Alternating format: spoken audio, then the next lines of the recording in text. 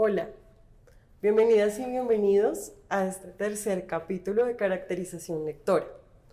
Como estuvimos viendo en los primeros dos entregas de Diana Guzmán y de Juan Camilo, estuvimos hablando de una experiencia muy importante que tiene que ver, uno, con la biografía lectora y todo lo que implica biografiar a nuestros lectores, lo que implica identificar unas experiencias muy vinculadas al yo. Por otro lado, con Juan Camilo Ruiz estuvimos viendo etnografías lectoras y toda la experiencia vinculada a la mirada propia y a la experiencia con un otro, que es el otro lector. Y en este tercer capítulo vamos a ver territorios lectores, basándonos en la idea de la lectura como una experiencia territorializada, una experiencia habitada por los sujetos. Por lo tanto, no vamos a hablar tanto de lectura, sino de prácticas lectoras. Cuando vinculamos la práctica, estamos vinculando a un sujeto, a una categoría o a un concepto que generalmente se ha usado, que es la lectura, como un asunto casi que indiferenciado. Entonces, vamos a hablar de territorio. Nos vamos a ir como a la idea de cuál puede ser la función de territorializar la lectura. Y quiero que nos hagamos una imagen mental. Quiero que juguemos un poco con imaginarnos algo que vamos a poner en contexto. Y es si ustedes y yo estuviéramos en este momento en el edificio más alto de la ciudad. Vamos a dibujar un edificio. Vamos a ponerlo aquí. Y nosotras y nosotros nos encontramos en esta parte, en la parte más alta del edificio.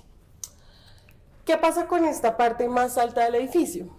Vamos a hablar desde una referencia muy interesante que hace un autor que se llama Michel de Certeau en La invención de lo cotidiano, cuando habla de andares de la ciudad, y un poco esa reconfiguración del conocimiento académico, de las palabras que han circulado en el conocimiento académico, en el campo académico, que nos han estructurado la forma en la que conocemos el mundo. Entonces vamos acá a poner conceptos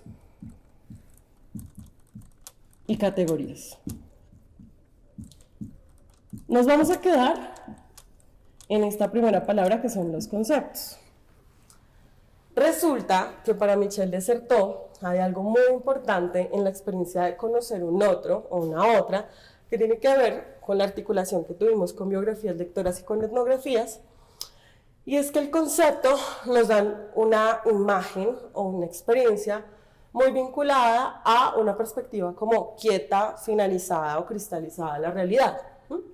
Entonces, él a esto lo llama el ojo de Dios, que tiene que ver con ese vínculo académico, conceptual, desde siempre, desde donde siempre nos hemos ubicado los investigadores, y es un poco como nombramos la realidad. Ahora, el problema es que esa realidad frecuentemente pelea con los conceptos van por un lado y la realidad social va por otro. Por eso hemos construido esta perspectiva de, uno, vincularnos con el yo, que es la perspectiva de biografías lectoras. Un segundo momento en donde nos hemos vinculado con la experiencia del yo desde una mirada reflexiva de la experiencia de investigar, pero además una perspectiva etnográfica en la relación con otros, con otras y otros. En esta experiencia, parte de la idea de territorialización de la lectura implica que hay un proceso de habitar, de habitancia, de experiencia significada. ¿Qué es lo que pasa?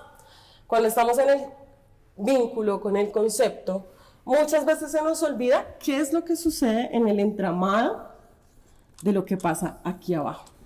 Entonces, volvemos a la imagen. Estamos en el edificio más alto de la ciudad. Tenemos la mirada y la perspectiva y la panorámica para poder ver cómo está ubicada, cómo está distribuida, cómo están las personas caminando, cómo está el transporte público.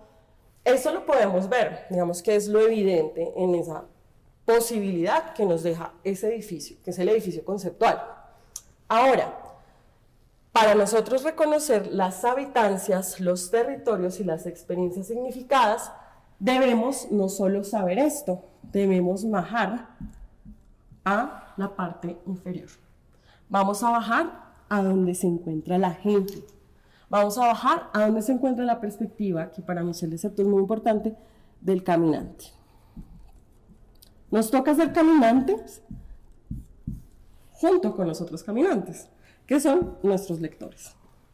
Entonces, esto no desvincula que tengamos que conocer el edificio conceptual, pero sí nos posibilita entender que en esta habitancia, en estas prácticas que son significadas de los sujetos, hay formas y reconocimientos distintos de lo que sucede en el concepto o en los conceptos. ¿Qué podemos hacer nosotros para poder entender cómo territorializamos la lectura? Uno, mirar en qué espacio se desarrollan los procesos de lectura. Podemos hacer algo muy interesante que en las ciencias sociales y en las humanidades se llaman las cartografías cognoscitivas. Son muy diferentes a las cartografías en donde solo digamos que hay una visión espacial, una visión digamos que geográfica, sino que esto tiene que ver algo con geografías humanas y con perspectivas más de corte simbólico, en donde las personas nos pueden decir más información. Esas cartografías cognoscitivas tienen que ver con la experiencia de ese caminante, con la experiencia de esa persona que está significando en su recorrido cotidiano, diario, ¿sí? Si, por ejemplo, hay una persona que es un lector diario, consumado, que todos los días, por ejemplo, se lee 1 o 2 capítulos de un libro, pero también puede haber otro caminante y otro lector que tenga otro tipo de práctica cotidiana. Por ejemplo, la persona que hace otros procesos como leer un diario, hacer, por ejemplo, un proceso de lectoescritura propia, o, por ejemplo, las personas que usan tipos de literatura, digamos, que menos convencionales. Entonces, harían parte también de este proceso de experiencia significada. Entonces, lo que nos pide de Certeau es que vayamos a la experiencia del caminante, donde podemos, a través de esas cartografías cognoscitivas, que ya vamos a ver un poquito cómo se pueden hacer, poder entender cómo se territorializa. ¿Qué implica la habitanza o la territorialidad? Implica que hay un sujeto que se entiende, que tiene una experiencia del yo con un entorno. Pero además que esa experiencia del yo no solo está vinculado, por ejemplo, a una operación convencional de cómo entendemos la lectura, que tiene que ver, por ejemplo, con la mirada o con una relación, por ejemplo, cerebral, sino que tiene que ver también con cómo yo nombro el mundo. Por ejemplo, un territorio importante es la forma en la que nombramos, cómo le damos palabras o cómo dotamos de sentido a partir de las palabras. Entonces, una idea territorializada puede ser cómo mi lector nombra a la lectura o nombra a las materialidades de la lectura. Por otro lado, también pueden haber otras experiencias de habitancia. Por ejemplo, la idea del cuerpo, la corporalidad. ¿Qué significativo podría ser, por ejemplo, armarnos de unas herramientas como el papel, como marcadores, como cosas que nos puedan ayudar a que, por ejemplo, los lectores puedan hacer una silueta de sí mismas y de sí mismos y puedan ponerse en esa función de lectura? Por ejemplo, una persona que puede construir una silueta y en vez de tener una materialidad convencional que puede ser la del libro, pueda poner, por ejemplo, su silueta vinculada a la ventana y cómo hay un proceso, por ejemplo, de lectura de la calle, de la vida, del territorio. O incluso desde lo que podríamos denominar escrituras expuestas o escrituras anormales, por ejemplo, cómo leemos la ciudad, los carteles, la publicidad, otro tipo de escenarios en donde también está vinculada la lectura. Entonces, vamos a entender la habitancia como ese lugar de significación, como ese lugar de lucha, como ese lugar en donde los sujetos ponen también relaciones significadas con otras y otros. Y por supuesto, este tema de la habitancia o del territorio también nos va a llevar a algo muy interesante, y es cómo nuestros lectores entienden la materialidad.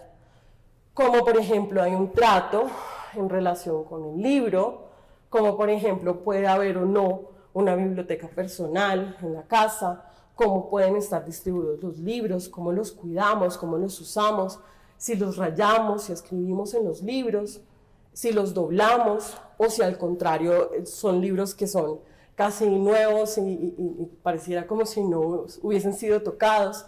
Eso también nos da una perspectiva muy interesante de observación en relación con cómo los sujetos generan prácticas lectoras. En últimas, puse esta idea de categorías por una razón principal, y es que el vínculo que hay entre el concepto y el caminante o el ojo de Dios, vamos a poner el ojito que puso Juan Camilo en Etnografías Lectoras, que tiene mucho sentido con esto, es que en este vínculo con la idea del caminante del ojo de Dios pasa algo, y es que podemos entender en contexto qué es lo que sucede con las categorías. Es decir, la lectura ya no va a ser un concepto, la lectura ya no va a ser una realidad única, una realidad normativa, de una ética normativa un poco también de la lectura o de la experiencia de los lectores, sino que tiene que ver con cómo se articula con sujetos, con prácticas, con escenarios, con ambientes y con otros vínculos. Entonces es muy importante que en este proceso de interacción haya un proceso que medie a llevarnos a las categorías, que en última son construcciones mucho más enriquecedoras, que nos dan la posibilidad de mirar qué es lo que pasa en los territorios, qué es lo que pasa en los sujetos, y en eso nos vamos entonces a que lo territorializado tenga sentido. Creo que por el momento vamos a dejar hasta ahí la idea de territorio.